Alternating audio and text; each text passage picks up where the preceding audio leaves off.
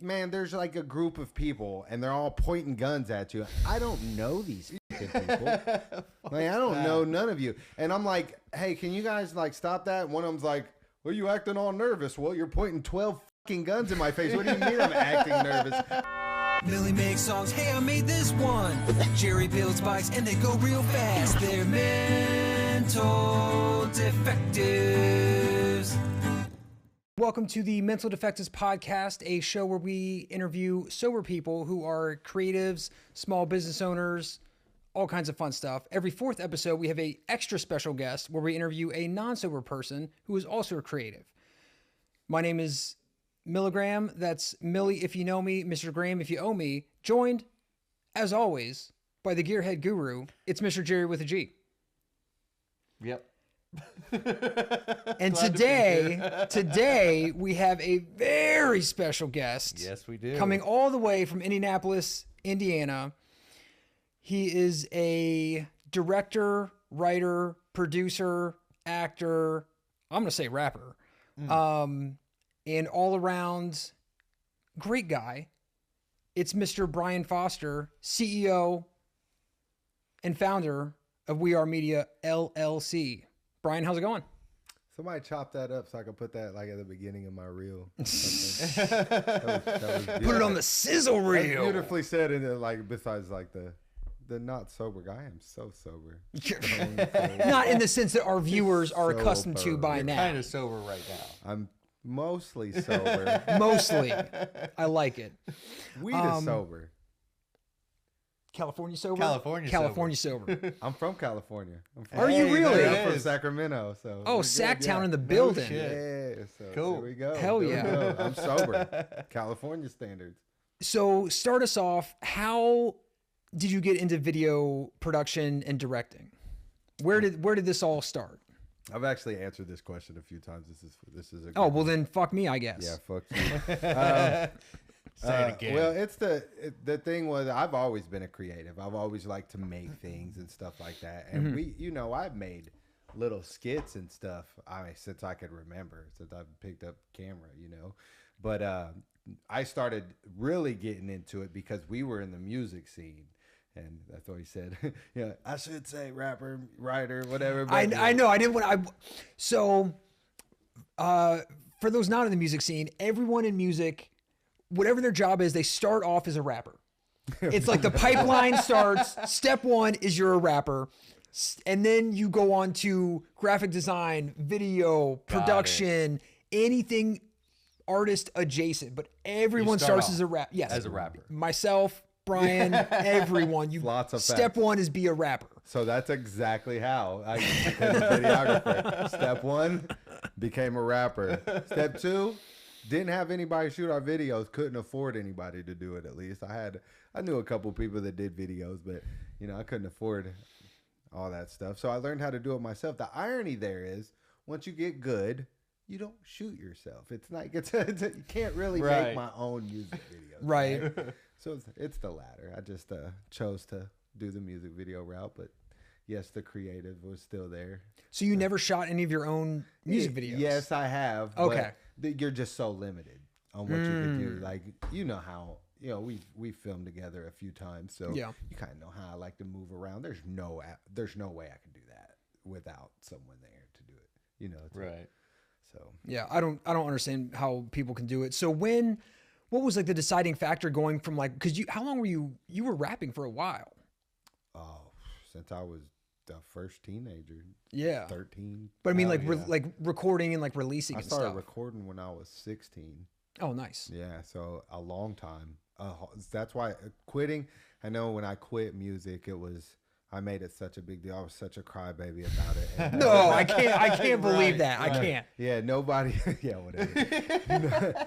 And I don't think anybody really understood how much of an impact it had on me. To me, it was a huge turning point for my life because I spent so much of my life doing music. It was me. Yeah. So in a sense, I had to almost kill that person completely, and there was grief. There was a lot of grief about it, and I still grieve. Like even on the way here, I was listening to it came on to my YouTube Music, one of my songs, and it's just, there's still grief there. I hear it and I'm like, yeah, that chapter's gone though. So Like death of an identity. Yeah, I get it that. was tough. I get that.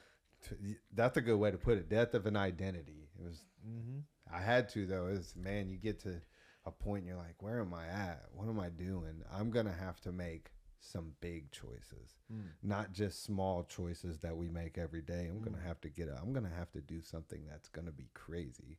What's some crazy stuff where I can change my identity?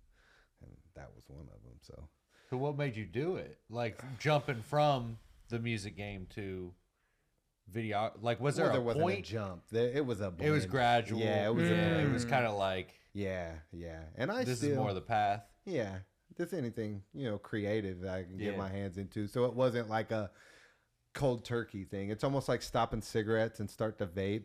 So it was a blend, but when the music stopped, I did go more full-fledged into the video scene. It was like all video from there. So. Yeah. I get you. Like, I switched from cigarettes to vaping, and people are like, "Oh, like congratulations, you quit smoking." I'm like, hold on, like it's not really like, Not like I'm over that. here breaking my arm, patting myself on the back for switching from cigarettes to vaping. Like, it's still wildly I smoke addicted to Marlboro nicotine. Lights. It's fine. It's fine. I think that brings like a different perspective, like because so if people aren't unfamiliar, Brian has recorded some now legendary music videos. The first one in question, Where Are You, Serotonin, by Milligram, followed by Always Been Outcast, also by Milligram, both absolute bangers. But like what I noticed with working with you on set is like you can easily put yourself in the shoes of the artist and like you can see it from both sides, which I think like starting from rapping to videography is like super helpful. Yeah, it was huge. It's huge. It's actually a thing we talk about sometimes. Like me being an artist before, it really does help in the video aspect because I can catch the beat with you. I'm on the rhythm with you. I know what you're looking for because I was the or what would you say, customer? I was the customer first. Yeah. Let's just say that. Right. Yeah. Right. And I did shoot a couple with other people, so I knew and that's what makes me good with newbies too, because I kind of know what they jump into. They think it's this, but it's really this, and I can explain that well as a would-be artist, would-be ex-artist. Went from a cussy to the plug.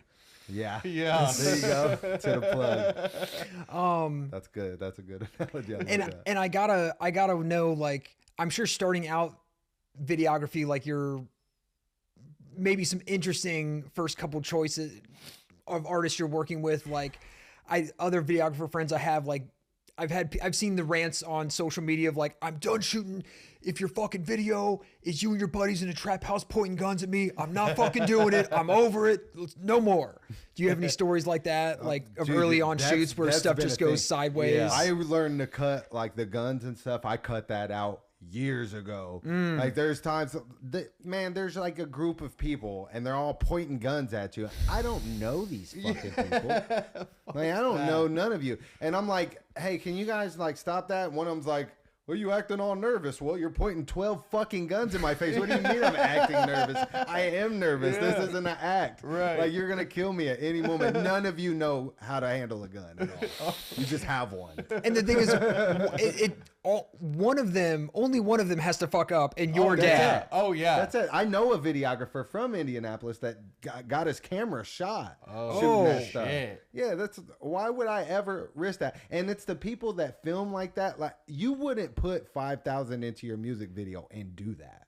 Right. You wouldn't be on a top tier level and point guns at somebody. So something so uncreative wouldn't be backed by a real budget and real proper preparation. Those are gonna be those little $200-300 videos that really you don't need to be doing no way. So it's so easy. I don't have to tell people to not point guns in my face anymore because I don't take those small videos anymore. It's crazy how that works. Like people are like, do you have to tell people to put their guns away a lot? And I'm like, absolutely never. Because the people I work with don't do that. Right. I work with people that really invest in themselves now. And one thing about business that I have learned about that is like your customers are your value. The customer base you got can change the whole value of your business. And like if you're down here and you got Dollar General customers, you're gonna be at a Dollar General value. And you got, I mean, top tier fucking Von Mar or whatever is top tier. I don't know. I'm kind of ratchet. I don't know top tier stuff, but Marshalls. But you know, Marshalls. if you go to the good dollar store, you know, the one down the way. But yeah, the customer's value is just the customer's effect on your value is probably the most effective. I mean, besides like showing up, getting your work done. Oh, sure. Things Yeah. the obvious, Right. but then your customers. Right. So, Right. yeah, you're not going to become a billionaire with the people pointing guns at your face. I'll tell you that. Sorry, guys. No offense. Get more creative. Okay, so what do you look for? Like, if I'm a client trying to book a music video with you, what am I bringing to the table? And I'm sure you get a million like, "So, bro, how much for a video?" Yeah. Like, what is a good way for someone to message you that wants to work with you in a professional capacity? That's a fucking good question because nobody ever asked that. That's the only But kind. that's- That's the only kind I got. I know that. You're on the mental defectives now. This is a whole extra level of professionalism. I love.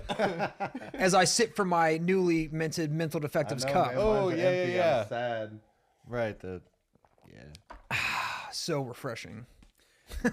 Man, me, I am a little bit. Just mute my microphone. I don't know how to explain this. I'm not like a typical person. I don't like do the clout chasey thing or anything. Like I know some semi-famous people that I don't really want to work with. So none of that stuff matters to me at all. And if I'm being honest, the music does matter, but it's second tier to just how respectful you are. As me, I'm a pretty hyper vigilant person. We'll probably get into that here soon. But I'm like always watching and always looking, and I'm reading body language and things like that. And like even through a text message, you can almost feel it if you're just this coherent. So you don't have to have a big budget to work with me. You can just almost tell if a person's super cool, you know, polite. They have somewhat of an idea. Like I'm not just, how much, dog? Like, are you trying to buy my ass? Or, you know what I mean? Like, I don't know what you want. How much does that for cost? what? Jerry I don't wants to know, only not do me. videos, so that's really a weird thing to ask somebody. It's weird to assume that. Yeah. Right. There's a lot of weird things to do about, even when somebody says how much, it kind of shows their lack of knowledge about video work. It's like you wouldn't go to a mechanic and say, how much? The mechanic's gonna be like, how much for what, you fucking twat? So the same thing is for videos. Like, how much? Okay, what do you want? What are we gonna film? Yeah. Like, there's a big difference between a TikTok video. We're gonna set it up, shoot one, right down the street, and there's a difference between we're gonna do a 2-day, 12-hour shoot. There's gonna be special effects, location scouting, all this stuff. So I don't know, just to answer your question, sorry to go on a big tangent, but a small point, a small bit of respect and a little bit of prep. It ain't got to be a lot, just a small bit. Just tell me you have somewhat of an idea of how you want our day to go.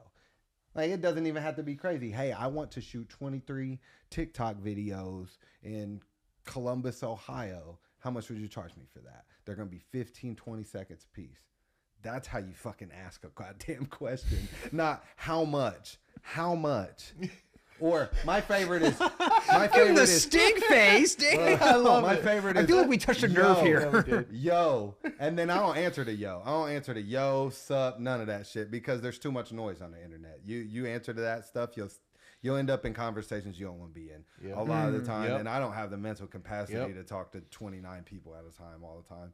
So I just eliminate that. And then they'll get mad at you later. Like, oh, it's been 2 weeks, dog. You ain't fucking with me. You ain't said nothing. You haven't even asked the question. You catcalled me. You said, yo, I thought you was going to send a dick pic. I don't know if they want me to like beg for their business or something like that. Like, yo, oh, please tell me you're here for a music video because you're the person I want to work with.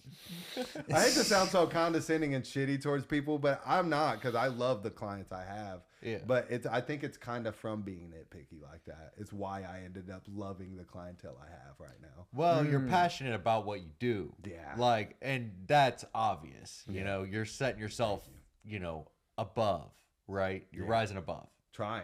Yeah. No lack of effort there. Right. Yeah. The Mental Defectives podcast, brought to you by Milligram's latest album, Give Me Everything or Give Me Nothing at All. 15 tracks blending pop, punk, and hip-hop with features by Canadian sensation Darian Gerard and living legend BSE Count, available on all streaming platforms. So what are some of your favorite videos that you've directed?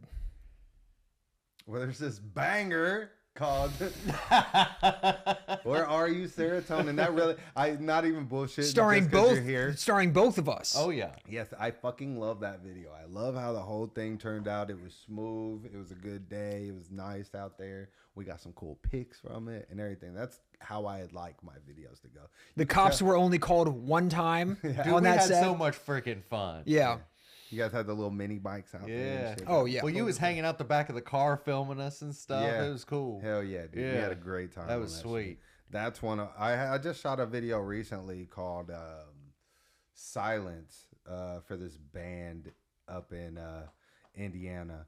And dude, the band is so fucking good. They do the screamo stuff, and I've never been in the Was this screamo out in the stuff. woods, or was this the one that looked like the a one you're talking about is Maybe Someday. That's exactly who I'm talking Yes. Dude, that video is so dope. Yes, That's shout out to Maybe is Someday. So That's cool. fire. Hell yeah.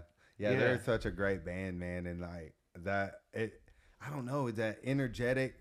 I like I said, I'm not into screamo like that, but I'm into their See, music. I am. I love that Yeah, shit. dude, think I it's learned so- to love it. Yeah. Like when I'm Yeah. editing that and I'm shooting it, there's so much energy in it. Yeah. I love don't get me wrong, I love the smooth cinematic motion, yeah. but that's only, you can't do a smooth cinematic when dude's like, "Rah!" You're like, you gotta kind of with him. So he's Yeah. like, I'm like,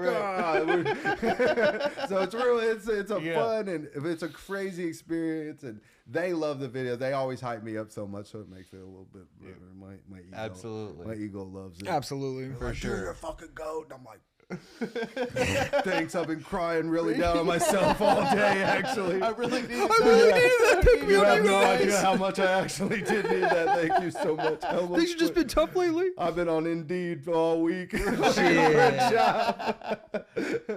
Nobody wants to hire me. What's so like, obviously you mentioned the screamo. You know, you've done my kind of videos. Like, what like genres are you mostly working with? Are these like rock bands, rappers, like a mix? Because I think I've seen a little bit of everything, but Fuck, man. Right now, it seems like my big focus has been bands. Honestly, like the full band thing. Even today, we shot the full band stuff. So Yeah. man, it makes it so much easier because you got such a shot selection. Oh, sure. Between all the bands, when you're trying to do one person and the story, it's easy to get redundant. You got 3, 4, 5 people. You got B-roll for days. You Yeah, got that's all cool. kinds of angles. You got all kinds of stuff to work with. So bands are my favorite thing to shoot. Bands.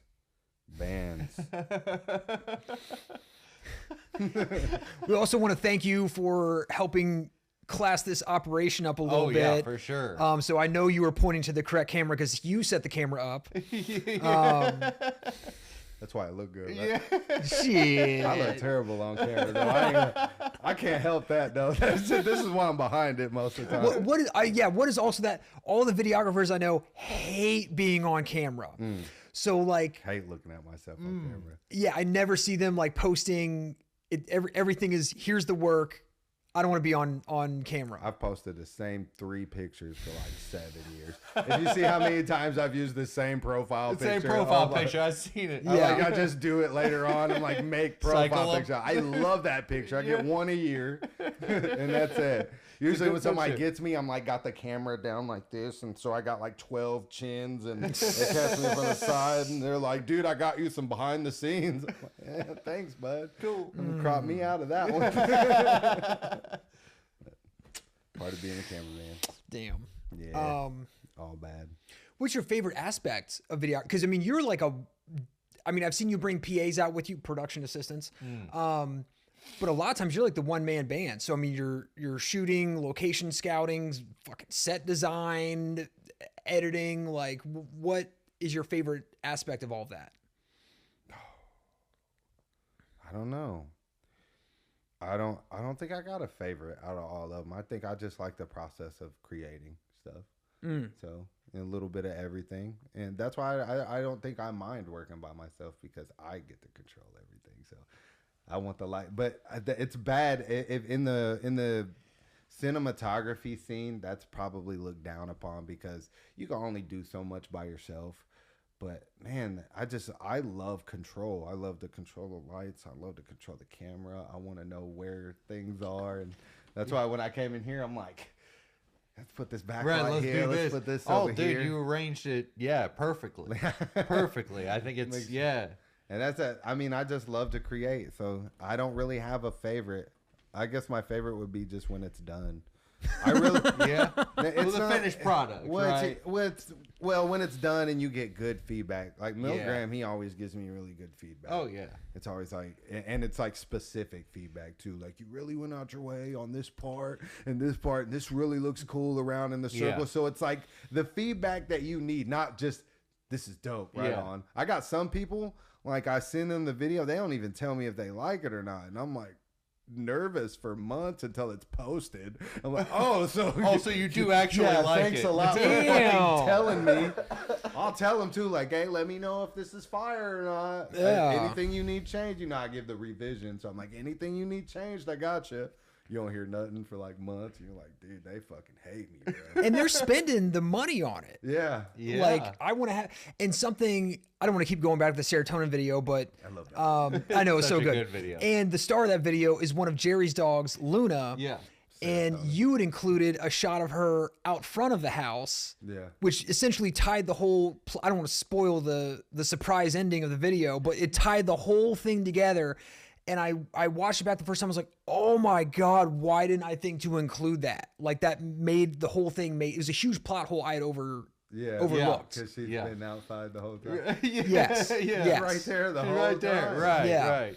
Right. And that's what I always look for when working with someone is, like, I always think, like, you can be like technically sound as the next person. You can have the best equipment, all that kind of stuff, but it's that intangible, I always call it like the give a shit factor.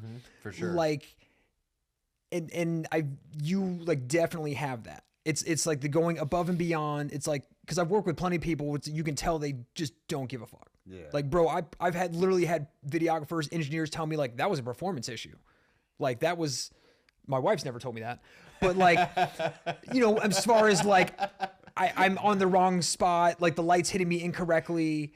That's a performance issue. Yeah. And it's like, it's your fucking light, bro. You set the light up. What do you mean? See, which is crazy with you, though, because you're so easy to work with. I could see that if it was like somebody just nitpicky all the time and didn't want to get specific until it was time to be specific. And I hate that. It's like later on, you're like, you know what? Let's get me walking in front of the duck. Like, I never shot you for walking in front of the duck. Why are you specific now? Yeah. You can't do that. But see, you're thinking of like, oh, the light was fucked up in my face. That's a videographer problem. That's what I'm saying. Yeah, there ain't no way.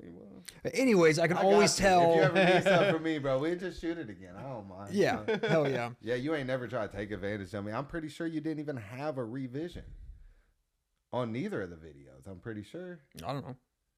I don't think you asked for that. I give a free revision each time, just so y'all know. I give a free revision.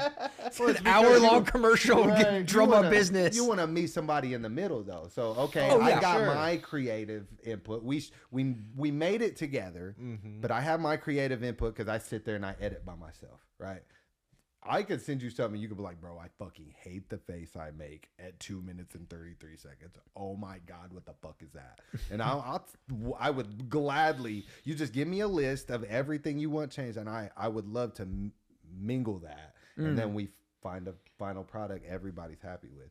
But I don't think you use the revision either time. You was like, dude, this is fucking sick, bro. I gotta start doing that. Your credits. Damn. You knew you had a revision. Also need to thank you for making the fucking intro for this show, which yeah. I almost forgot about. So that was all him. This guy. He'll shoot your music video and he'll make your fucking podcast intro. He can do He does it all. man. What are some directors? Oh, go ahead. No. That's fine. Nope. What are some directors you look to for inspiration, or just directors you like, whether they're, like the Cole Bennett's of the world, or you're like, I like Scorsese and You know what? I'm not much of a consumer, and believe it or not, when I watch music videos, it's a chore. It's crazy, isn't it? I like to create. I don't like to watch. I don't know why. It's weird, but sometimes every once in a while, like a video comes on, I'm like, oh my God, how did? I think it's because I analyze them too much now. I'm not just watching to enjoy. Like if I watch a video, I'm watching. How did he do it? Yeah, how the fuck did that happen? Yeah. How did you put this here? What kind of equipment did you get? So it just turns out a chore at the end of the day. But I do make it time. I actually consciously watch music videos as a chore.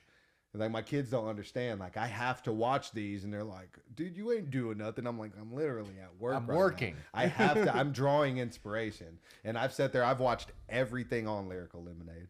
This is what you tell your children when you're sitting there watching Megan Thee Stallion twerk videos all day. We don't watch that. That is not creative enough for me. But believe it or not, Megan Thee Stallion got some good music videos. But no, they're not allowed to watch that.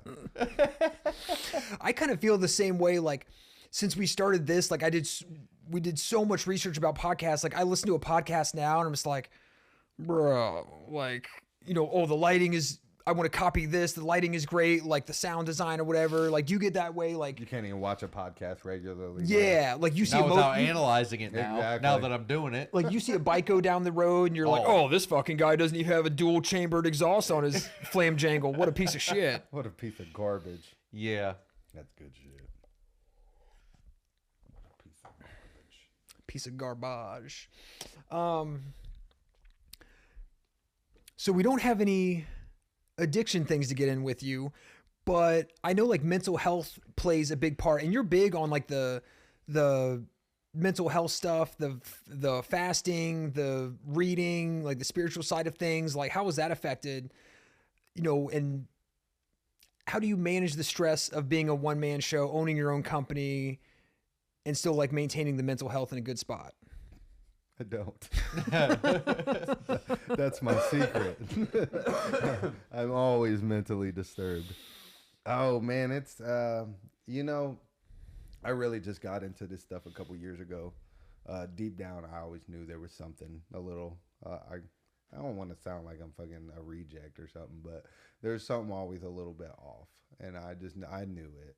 I was in denial. I thought it was maybe a social thing, from no dad, and my mother had her. I won't put her business out there, but that's what I kind of thought it was, and it very well could be. But I got into my 30s, and I was like, man, something's got to change. Why am I so behind from everybody? Why can't I get a connection with people? Why is it so hard for me to fit into a crowd? And I was like, one day, it was this time I quit music, and one day I said, I was just sick of it. I almost killed myself in a way. It wasn't like an actual suicide anymore. Right. Because I've never been suicidal or anything, but it was I was over life, period. Like something's got to be different. I'm mentally ill. I don't know what's wrong with me. I'm in debt. I'm not the best parent. I'm hot-headed and all these things. I'm like, something's gotta fucking change. So I go down this crazy rabbit hole. I'm like, dude, I'm gonna fix everything. I'm gonna find out what's wrong. I go into therapy, dude. It don't take her nothing but a couple weeks, and she's like, you got complex post-traumatic stress disorder. First it was major depressive disorder, and then it was complex post-traumatic stress disorder. I'm like, look, I don't know what the fuck that is. I'm just here, but I knew it was something. So then I'm looking into that, and I'm like, well, I got such a journey ahead of me after finding out, but now I have a clear opponent.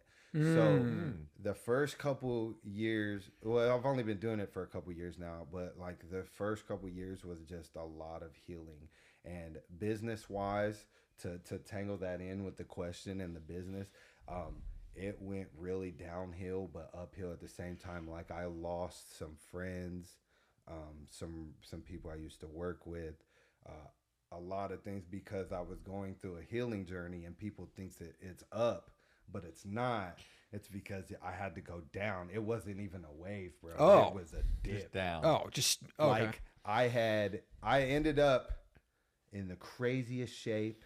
I was meditating every day. I learned all these breathing techniques. I'm like, my old lady's like, dude, you turned into a fucking monk. And I'm like, I gotta fix this. No matter what, I'm gonna fucking beat this shit.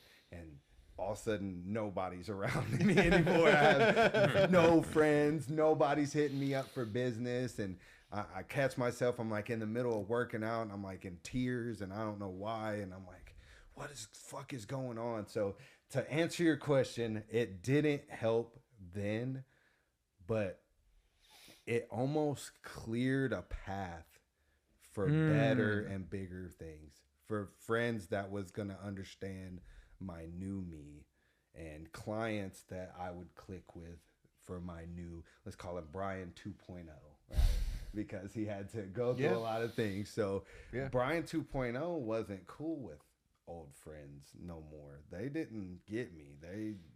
I was sick to them. So business wise, it helped in the long run. Like it's still a little bit fucked up. Sometimes I get a little, but I got good clients now. I got good people in my corner, and I don't know. I think that all, if that tied it in good enough for you, I'm not sure if it did. It's hard to, for sure. It's hard to wrap it up into because it was so much more than a words can even explain. Because I think about like in terms of like addiction, like if you're addicted to drugs or alcohol, it's like it's easy to identify the problem. Usually, I don't know if this has been your experience, other people will identify the problem for you. And it's easy to point like, maybe a case of beer and an 8-ball a day is my problem. Like that could be maybe. I'm not sure though. I'm not sure. Maybe I shouldn't eat an entire bottle, a month's worth of Valium in one sitting. Maybe that's my. So for us, it's so simple. It can be difficult, but it's simple to identify the problem. It is. But on the flip, like when he's talking about like losing friends and all that old stuff, like is no longer of interest to him. Like also getting sober and staying sober, like that shit that I used to do does not interest me at all anymore. Yeah. Like what I was doing and the people I was hanging around, like I don't operate that way anymore. You don't even want to see him. You know what I mean? It's not like, not even in my purview. Like I don't even, you know. Right. I feel Jerry 2.0. Like, exactly. Yeah. 2.0. Yeah, it's like another life, man. Dude, even the amount of like 420 shows I've been invited to, and it's like, bro, like I have zero interest in that. Or like they have some like event. I got a little bit of interest in that. Invite me. Or like, yo, let's there's this club event on this Thursday. It starts at 10 p.m. It's like, that's a hard pass. Hard pass. Super hard pass. Don't even have to think about it. Right. That's just, somebody invites me to a club. I'm like, bitch, what? What the fuck? No. A club? Hell no, bro. It's a clubhouse for like filmmakers or something? We get to hang out and talk about movies? Right. You don't mean like downtown and drink, do you? That's funny. Oh, that's good. Yeah, there's no way. There's no way. Hey, Mental Defectives. Would you like to advertise on our podcast? If so, email us at mentaldefectivespodcast@gmail.com so we can help you make a lot of money. Now let's get back to the episode. All right. Who were some of the like artists you like working with the most? Feel free to name drop as you please. Who I like working with the most? Man, really, I'm so picky. I like all the people I work with, to be honest with you. If I'll get up and go to you and work with you, I probably like you. Mm-hmm. And do you prefer like you want to come up with the whole like the concept idea, everything for the video, or you want the artist to bring that to you, or you want like a collaborative? Because I know you and I have done it, but the first video I said this is exactly what I want. I don't want any input. Make it happen. You made it happen. In the second video we did, I said you came up with everything. I was like, sounds good. Yeah. I like to meet in the middle. I almost like a person to have like a small skeleton and then give me my creative freedom to that. So like, hey man, I want to I know for a fact that I want to be chasing a girl on the beach, and I'm like, cool. And they're like, just however you make that happen. So then I can get out there with my drones and I can make her run, and then I can make her gallop, and they have to, you know, be in the sunset together. I'm spitballing, of course, but you see what I'm saying? Like they have a little bit, but then I add my cinema. Like leave me a little bit of room so I can add my sauce to it, and then that's a perfect balance for me. I don't want to come up with everything on my own. That's mentally draining, especially it's just hard work to do all the time. Concepts are tough. That's the toughest part, I think, of the job, because it's just, I don't think people understand how mentally challenging it is to sit there and just come up with concept after concept after concept, and then all of a sudden your videos look a little redundant, and it's just performance shots and stuff like that. It's because you're just, I need some extra input. Need something else. When the artist has a little bit, and then all I have to do is think of the cinema side of their story, that's the best. That's when all the stuff comes out the best. I think that's why Serotonin came out good, because you had this idea of this video and you had it pretty much mapped out, but you said you got the freedom to shoot. So I got out there and I was able to pick my drone shots and pick my how I wanted this parallax and where we wanted these performance shots and things like that. And I think that's why that video came out so good. So if anybody, Milligram, Serotonin, check that out. Check it out. And that's when the people collab together, and that's what kind of video you get. Hey, Mental Defectives. Are you getting married? If so, we can officiate your wedding for the low, low price of $500. You have to be in Ohio. Because Jerry and I are both licensed ministers in the state of Ohio.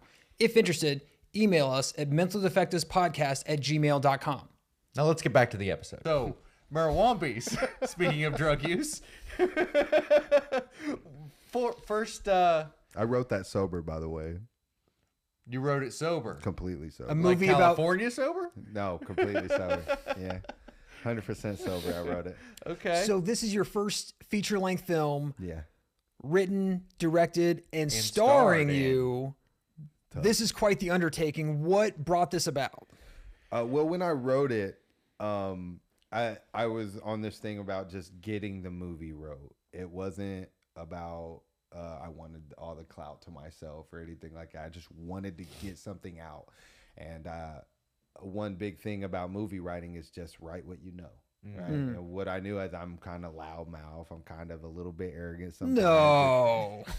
Anyway, but I wanted to exaggerate it, so I exaggerated a lot. And then I had Carrie. He's kind of a laid back. Yep, he always just kind of agrees. Yeah, and so I exaggerated him a little bit, and so I wouldn't have acted in it because I fucking hate being in front of the camera. Right. I'd much rather be behind it.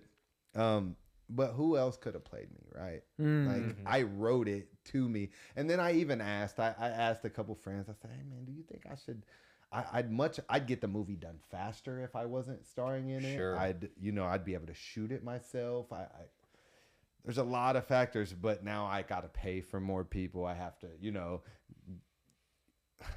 it's a lot more work to act in it, but I feel like I wouldn't have liked it as much because I specifically wrote it for me. It's like if I write, it's like Deadpool without Ryan Reynolds. They wrote Deadpool with Ryan Reynolds. It's like, Yeah. who else could Right. act It'd be a Deadpool. totally different movie. It'd be a It different movie. And that's what I'm saying. It's not that I wanted to be front, face, and center, which I find myself really enjoying it. Like, I like acting. Yeah. I'm, dare I say, I'm damn near okay at it. Like, I didn't know I was going to be decent at it. Yeah. Like, some of the faces I make and stuff, the things that are on there, I'm like, that's not too bad right there. I'm like pretty excited about it. I think that I got a benefit there because I wrote it too, though. Right. Yeah. But man, I'll tell you what, if I didn't, in my next one, I will not star in, period, because I will not write it like that. But I will be able to knock it out so much faster. This one's taken a lot. I'm like,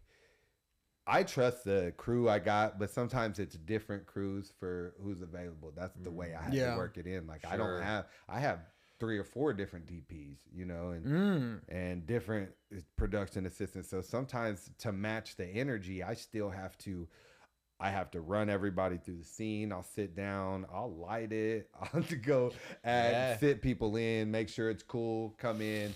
You know, me and Carrie go over our lines. We drop the lines. I go back and look at the stuff, and I'm like, this doesn't match this, so we got to shoot this again. So, but if I was there in front of the camera, we'd eliminate all of that. I could just sit there and be like, hey, come this way a little bit. You come this way a little bit. You go over here. I got it. Yeah. And so it's tough, but I think it's going to be worth it. And maybe I'll be a great big actor after this. Who knows? What kind of release date are we looking at? Or are we not even July? Ooh, July 24.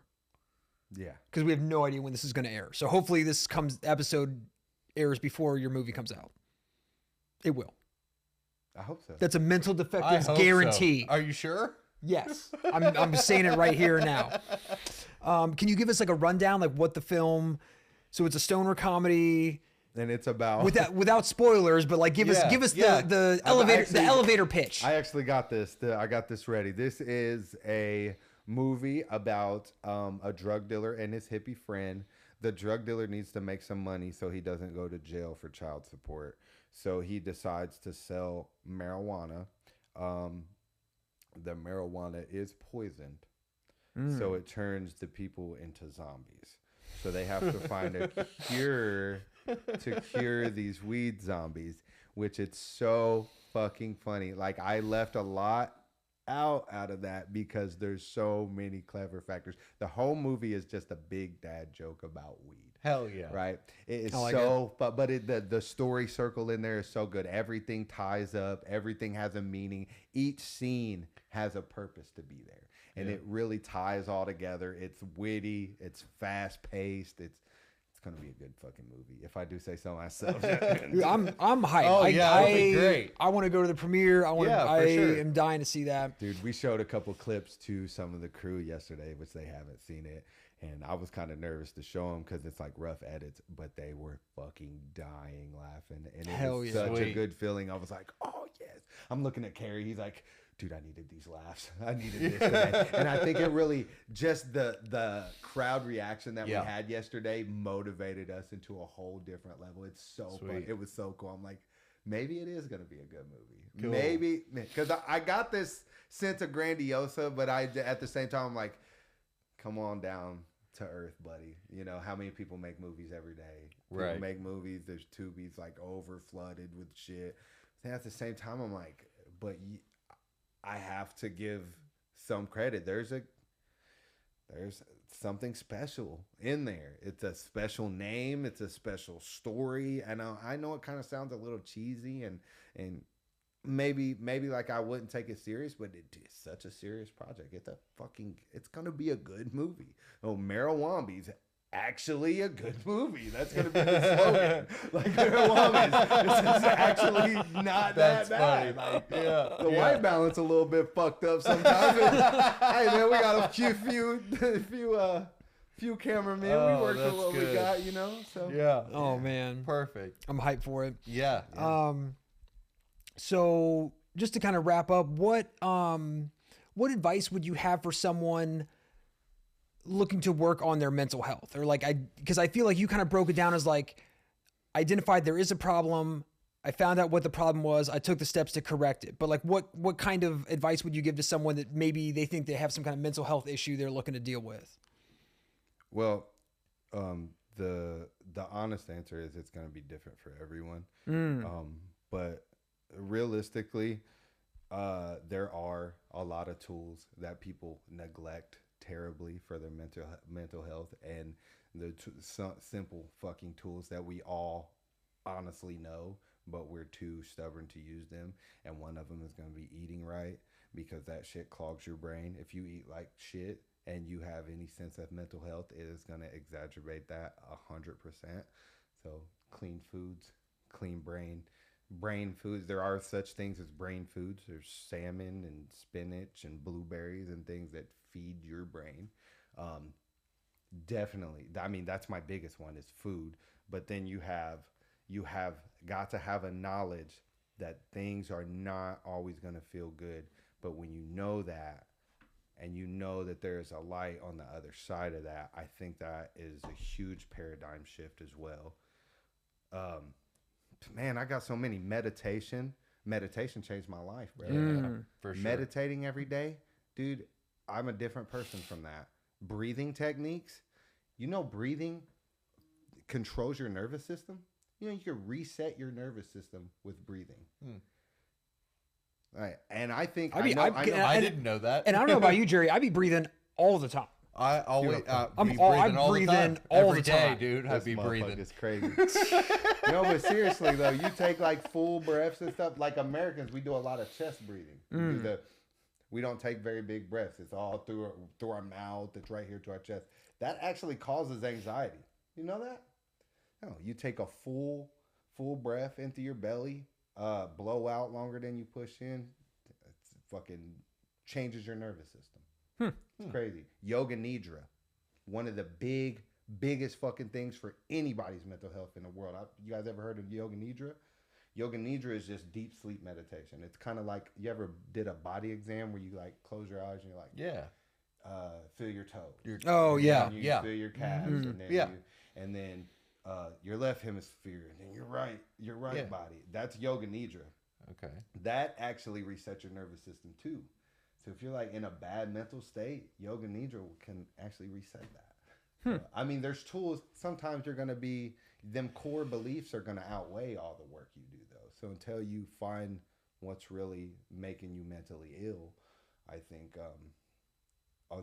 all the tricks will only be temporary. So you'll feel good, but your core belief is going to kick in later. So you got to find out what's causing the mental health in the first place. As you can tell, I've done a little bit of research. I was so determined. When I found out, I was like, I'm a freak. I got to fix this. I'll do whatever That's dope though, dude. Because think how many is. people out there go their whole lives, and they have some underlying mental illness or like addiction issue, and they just never address it. Or they wait till they're 70, 80, 90 years old to address it. It's like, man, like you wasted so many years, decades of your life by not, it takes a lot of like, I think like courage and strength to face something like that, like head on and be like, oh, I have this fucking thing. Like, let's handle it. Like very admirable. It took a lot of courage to talk about it at first too. Sure. The first couple of years where that's why I hear it a lot too. Like, you're really vocal about it. And I'm like, I just became vocal about it. That's part of my healing. Like, I have to be vocal about it. It makes, it's almost like I desensitize it each time. I'm like, I try not to be like, it's my CPTSD or it's my mental health. It's not mine. If anything, it's suffering from me. And like, I'm not suffering from it. Yeah. Like, it has Brian, but there has a... Yeah, man. But that is a lot of good practical tips, man. Cold exposure is another good one. That actually will increase your dopamines. If you ever feel low, like you're on a dopamine crash, like you feel like really sad or you're unmotivated, you have to do something harder than that, and that will reset it as well. So a lot of the times the default is like cold exposure. Like that's harder than what you're procrastinating on. Say you got a big half a book you need to write, but you just can't sit down and write it because your brain's everywhere, your ADHD's kicking in, whatever it is. You need to do something harder than that book to reset it. So a go-to for a lot of people like is the cold exposure, which is terrible and the most brutal fucking thing you've ever did in your life. But it really does reset all of that shit. Like you can come out, if I don't want to write like when I didn't want to write the movie, I was doing cold showers and I would do like this cold exposure. I'd get out and I fucking,